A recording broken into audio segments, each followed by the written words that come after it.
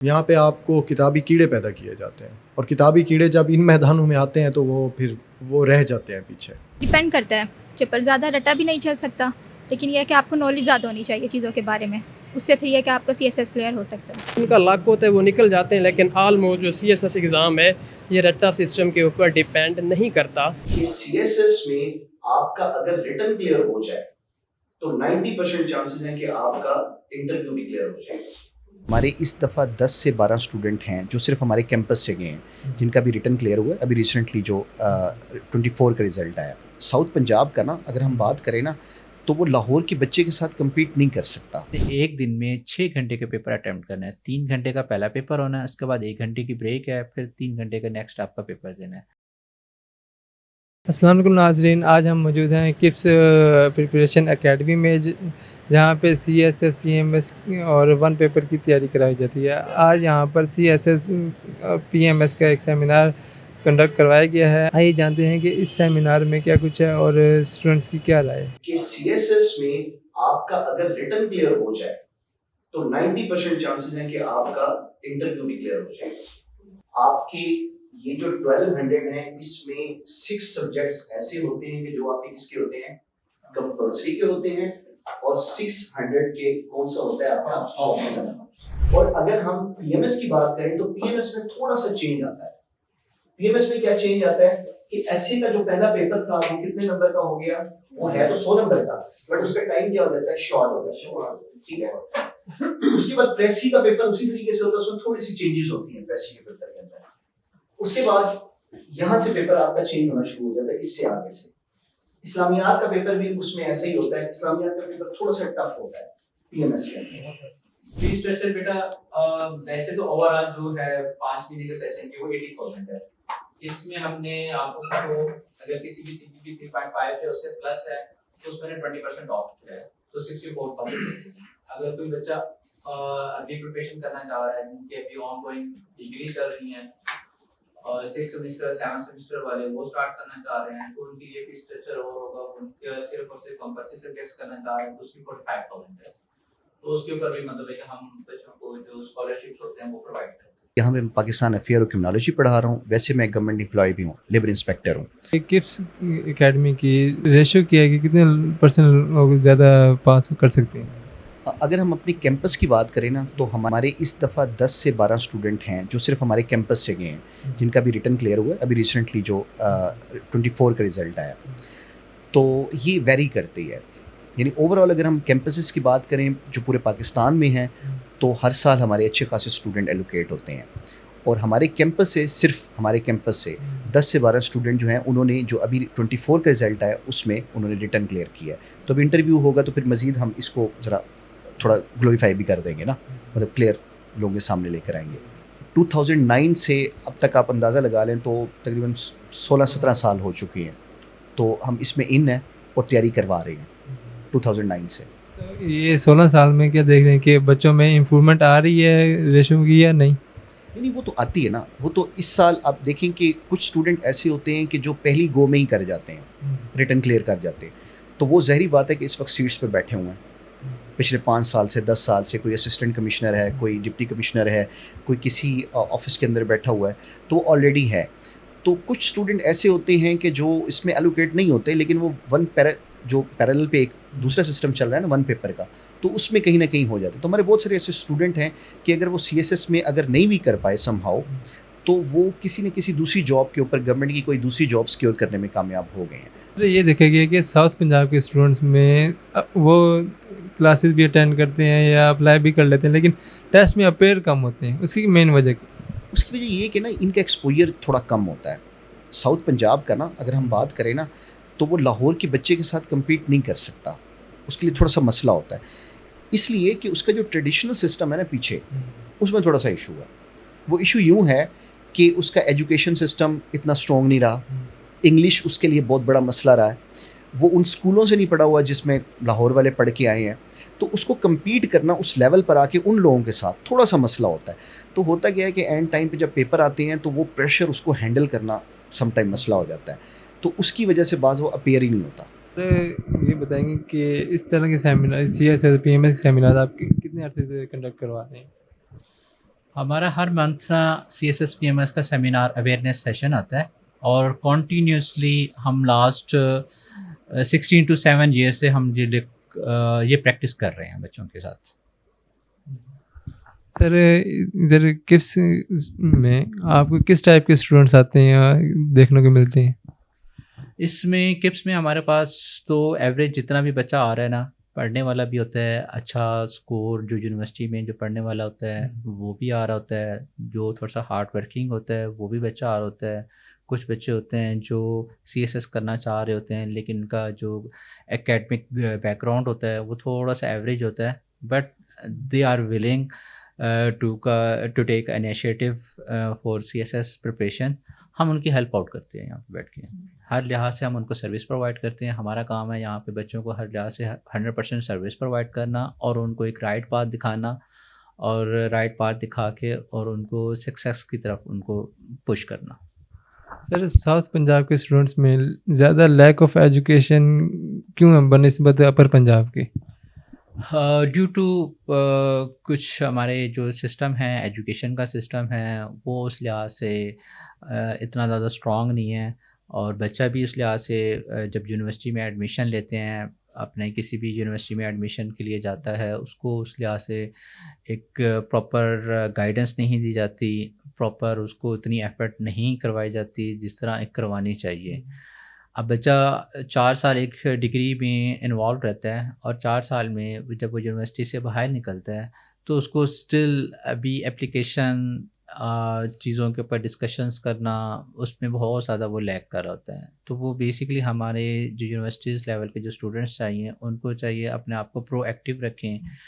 उनके कुछ ग्रुप्स बने होते हैं, उसमें पार्टिसिपेट करें, डिस्कशंस करें, टीचर्स का साथ डिबेट्स करें, डिस्कशंस करें, ताकि चीज़ें आपकी जितनी अच्छी कवर होंगी और उतना ही अच्छा आपके मतलब है कि जब CSS के लिए आप मूव करते हैं तो आपके लिए बहुत सारी चीज़ें हेल्प आउट रहते होती हैं इसमें। सर ये जो पूरे पाकिस्तान में परसेंटेज इसकी बहुत कम है CSS के जो पासिंग स्टूडेंट्स है, तो अब मेरे ख्याल से 9 to 10% पास होते हैं, ये इतनी कम क्यों? 1% होते हैं पासिंग 1% चले 1% हाँ जी, 1% बहुत कम क्यों है? 1% इसकी पासिंग रेशियो है। उसकी मेन रीज़न ये है हमारी ग्रूमिंग उस तरह बच्चों की नहीं होती। उसकी वजह ग्रूमिंग ना होने की वजह से बच्चा अपेयर नहीं होता। अब एक बच्चा उसने क्या है, मैंने पेपर में अटैम्प्ट होना है, उसने पहला पेपर अटैम्प्ट किया और फिर उसका जो सेटिस्फेक्शन लेवल है वो शेक हो गया, तो उसने आगे के पेपर ही नहीं दिए।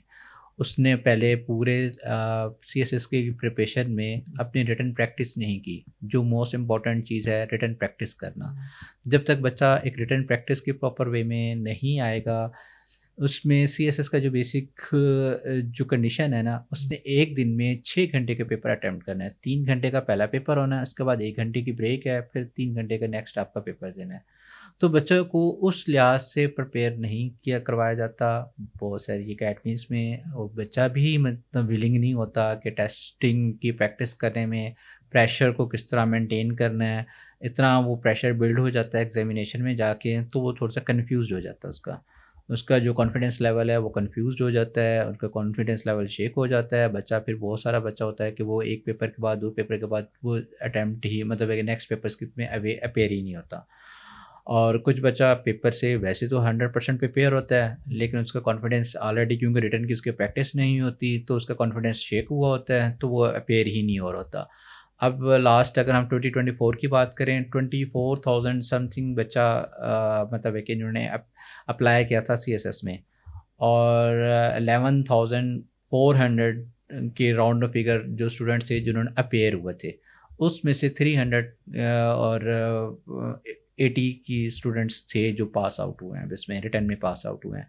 अब जब इनके इंटरव्यूज़ होंगे, उसमें जो एक सीट्स एलोकेट की जाएंगी गवर्नमेंट्स की तरफ से हर डिपार्टमेंट्स के, उस लिहाज से 280 290 स्टूडेंट्स मतलब वो पास आउट। तो उस लिहाज से वो जो बच्चा जिसने अप्लाई किया था उसका तो 50% उसने बच्चा है पहले ही ड्रॉप आउट हो गया कि उसने अपेयर ही नहीं हुआ। फिर जो अपेयर हुआ उसने क्या किया, उसने 1-2 पेपर दे के ही छोड़ दिया और आगे जाके उसने कंसीव्ड ही नहीं किया अपने सारे पेपर्स को। तो ये जो चीज़ें हैं उसको मेंटेन करना, उस प्रेशर को, एग्जामिनेशन को मेंटेन करना, वो थोड़ा सा बच्चों के लिए मुश्किल होता है। उसकी लिहाज से बच्चों की थोड़ी सी ग्रूमिंग, थोड़ी सी उसकी प्रैक्टिस, रिटन प्रैक्टिस मैंडेटरी है बच्चों के लिए CSS के लिए। तो जब ये करेंगे तो चीज़ें आपके लिए ईजी हो जाएंगी। लास्ट में स्टूडेंट्स को कोई मैसेज देना चाहेंगे इसके वाले से? जी, सब स्टूडेंट्स के लिए एक ही मैसेज है, बेटा आप जहाँ पे प्रिपरेशन करें CSS के लिए मुल्तान में करें। हम अवेलेबल हैं मुल्तान में, किप्स में इस टाइम पूरे साउथ पंजाब में बेस्ट टीचर फैकल्टी अवेलेबल है। अगर आप लाहौर जाना चाह रहे हैं, आप वहाँ पे भी जाके करना चाह रहे हैं, वहाँ पे भी करें। लेकिन आपने जो गोल एक सेट किया है, उस गोल के ऊपर जब तक कंप्लीट और टास्क नहीं अचीव कर ले, उस वक्त तक कॉन्टीन्यूटी को मेंटेन रखें। अपनी हार्ड वर्किंग को ना छोड़ें, अपने आप को मोटिवेट रखें। जब तक एग्जामिनेशन तक, आपके पेपर तक आप अपने आप को मोटिवेटेड रखें, कॉन्टीन्यूटी को मेंटेन रखें।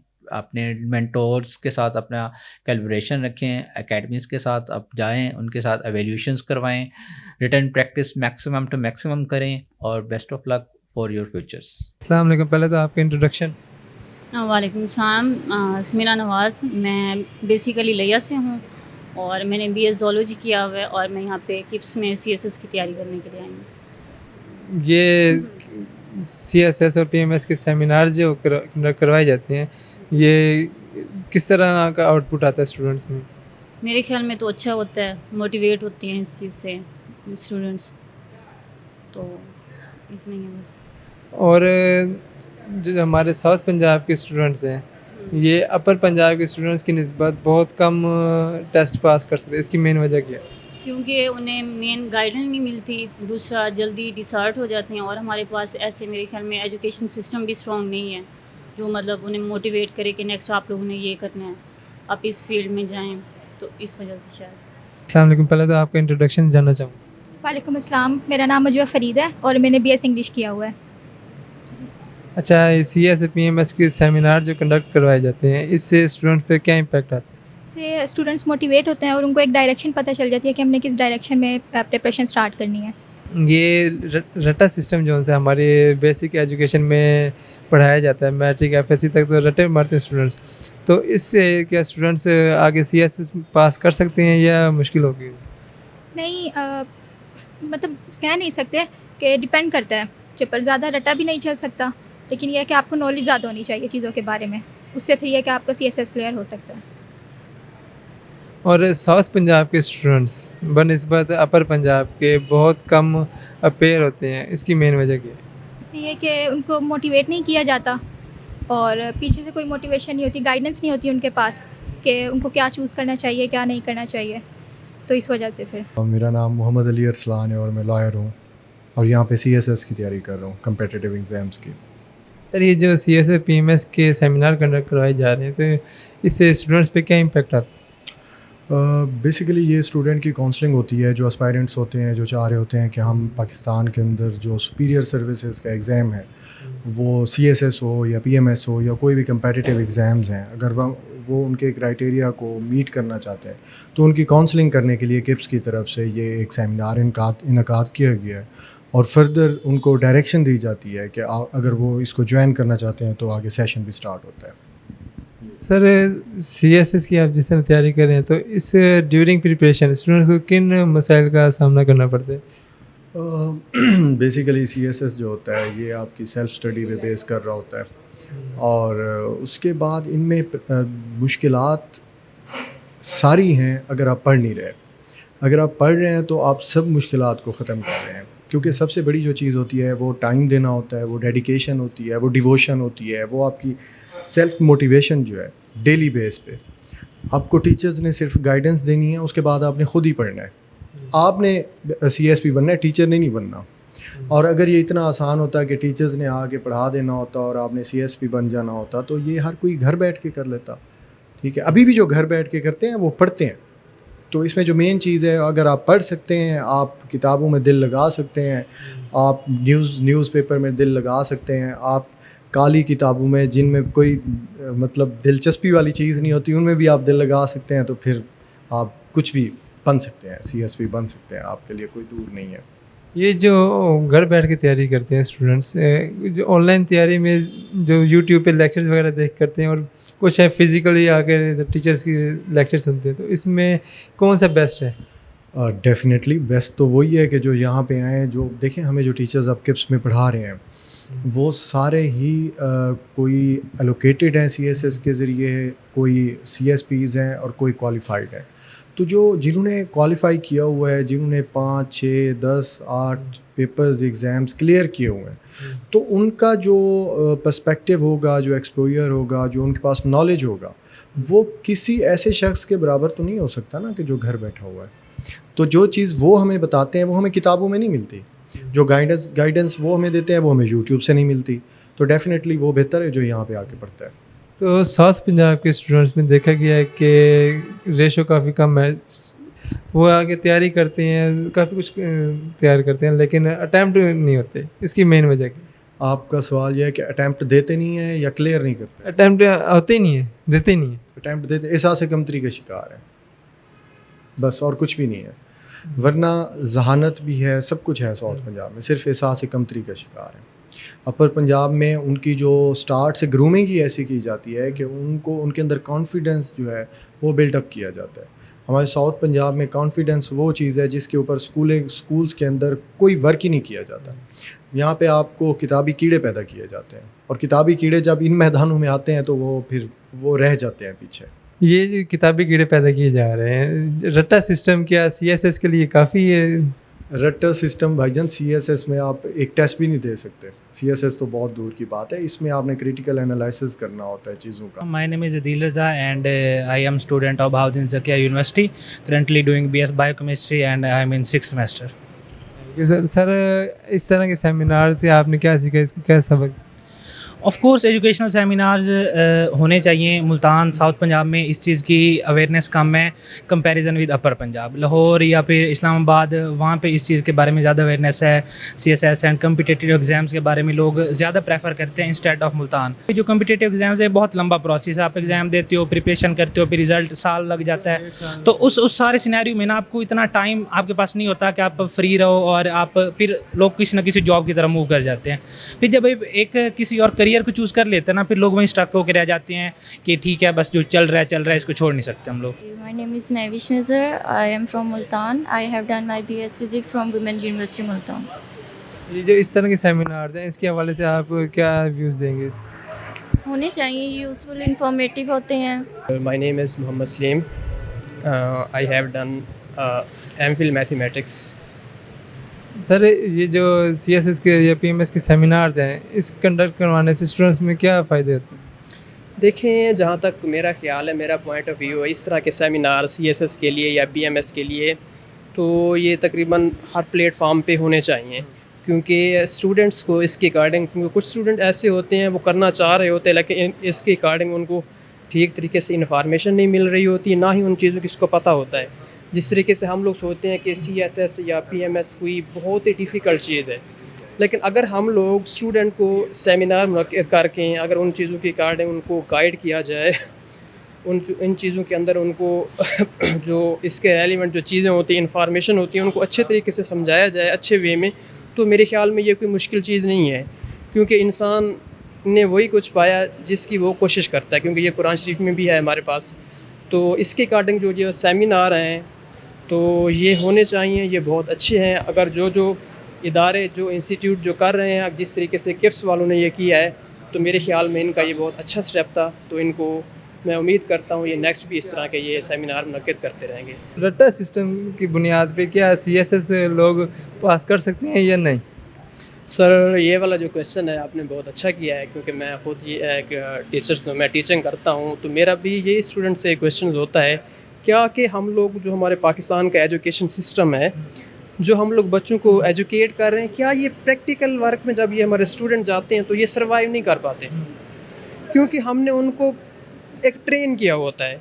बस पेरेंट्स भी यही चाहते हैं कि हमारे स्टूडेंट मार्क्स लें, इंस्टीट्यूट वाले भी यही चाहते हैं कि हमारे मार्क्स लें, लेकिन आपने ये अच्छा क्वेश्चन किया है कि जो रट्टा सिस्टम होता है, जिनका लक होता है वो निकल जाते हैं, लेकिन ऑलमोस्ट जो CSS एग्ज़ाम है ये रट्टा सिस्टम के ऊपर डिपेंड नहीं करता।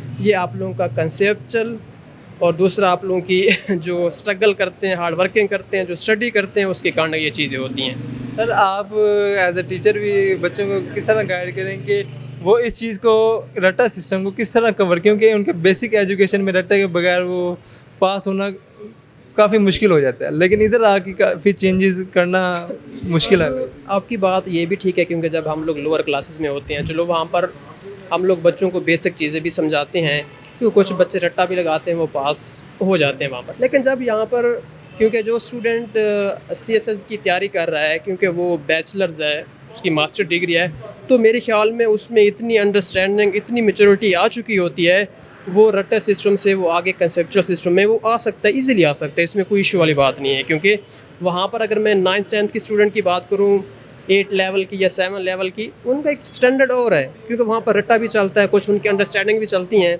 लेकिन जब हम लोग बात करते हैं जो 16 ईयर जिसकी एजुकेशन है, अगर अब भी वो मेरे ख्याल में रट्टे में रहे, तो फिर ये उसकी अपनी वीकनेस है कि उसने ख़ुद को डेवलप नहीं किया, ख़ुद के अंदर चेंजिंग नहीं लेकर आए, ख़ुद उसने इतनी स्टडी नहीं की, अपना टाइम ऐसे वेस्ट किया, तो ये चीज़ें हमारे पास हैं। सर ये देखेंगे कि साउथ पंजाब के जो स्टूडेंट्स हैं, इनमें अटैम्प्ट होने की रेशो काफ़ी कम है, ये पास होने की काफ़ी कम है, इसकी मेन वजह क्या है? सर क्योंकि अगर हम लोग बात करते हैं, अगर कंपेयर करें अपर पंजाब और हमारा लोअर पंजाब, साउथ पंजाब, तो अगर आप वहाँ जाए यहाँ जाए, तो आप लोग तकरीबन 10 to 15 ईयर्स का गैप नज़र आता है। ठीक है, जो वहाँ का एजुकेशन सिस्टम है, जो वहाँ का इन्वायरमेंट है, तो वहाँ पर उनका जो कंसेप्चुअल जो ग्रूमिंग लेवल है वो बहुत ज़्यादा है, उनको कॉन्फिडेंस लेवल जो बहुत ज़्यादा, उनके क्वेश्चनिंग करना। जब देखो आगे एक टीचर पढ़ा रहा है, जब स्टूडेंट अब टीचर्स के साथ कम्युनिकेट नहीं करेगा, जब क्वेश्चनिंग नहीं करेगा, अब देखिए जब स्टूडेंट क्लास में बैठा होते हैं, वहाँ पर अगर टीचर पढ़ा रहा है, अगर जो स्टूडेंट होता है वो क्वेश्चनिंग नहीं कर रहा, तो टीचर के माइंड में ये दो क्वेश्चन होते हैं, या इसको समझ आ रही है या इसको समझ नहीं आ रही। देखिए जो इंसान समझ रहा होता है, जो स्टूडेंट बैठा होता है, अगर उसको कोई चीज़ नहीं समझ आ रही तो वो क्वेश्चन करे, टीचर से कम्युनिकेट करे। लेकिन लोअर पंजाब में ये चीज़ बिल्कुल भी नहीं है। फिर ये भी देखा गया है कि टीचर भी इधर डिमोटिवेट करते हैं, बजाय इसके क्वेश्चन गलत भी किए ना स्टूडेंट ने, उसको मोटिवेट करना चाहिए, लेकिन लोअर पंजाब में काफ़ी चीज़ कम है। अब ये देखें, आपका क्वेश्चन ये तो मुझे नहीं पता, लेकिन मुझे नहीं लगता, अगर मैं अपने टीचर हूँ, मैं अगर बात करूँ, तो कोई टीचर ऐसा नहीं है जो स्टूडेंट को मतलब डीमोटिवेट करे। मैं जब बच्चों को पढ़ा रहा हूँ, तो मैं बच्चों को यही कहता हूँ कि बेटा क्वेश्चन किया करें। फर्स्ट टाइम यही होगा, आप लोगों का हाफ क्वेश्चन ठीक होगा, हाफ क्वेश्चन रॉन्ग होगा, नो प्रॉब्लम। जब सेकंड अटैम्प्ट में पूछेंगे तो ये आपका क्वेश्चन ठीक होगा। तो मैं तो उनको बकायदा इनकरेज करता हूँ, मैं तो ये कहता हूँ आप क्वेश्चन 10 दफ़ा पूछें, 20 दफ़ा पूछें, कोई इशू नहीं है। वो आपको इंशाल्लाह जो भी टीचर पढ़ाने आते हैं वो उसको आंसर करता है। लेकिन ये है कि वो टॉपिक रेलिवेंट होना चाहिए। लेकिन अगर टीचर अगर एक चीज़ पढ़ा रहा है, इंग्लिश पढ़ा रहा है, तो वो अगर पहुँच जाए किसी और में, मैथमेटिक्स में, तो वो चीज़ें आउट हो जाती है ना, तो फिर वहाँ पर टीचर हो सकता है कि बच्चों को थोड़ा सा फिर वो ट्रैक पे लेकर आने के लिए फिर वो अपने हिसाब से उसको डील करें।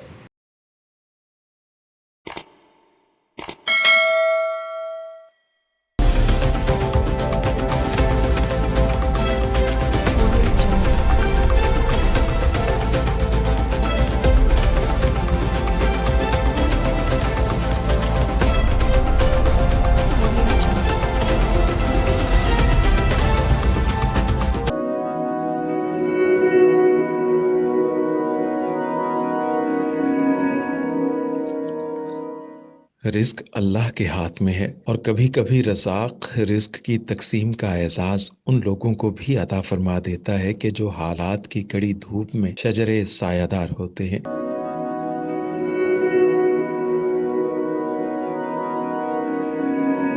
मुल्तान में सुल्तान फाउंडेशन की जानिब से मुख्तलिफ मकामात पर सैकड़ों अफराद के लिए सुल्तान दस्तरखान सजाया जाता है।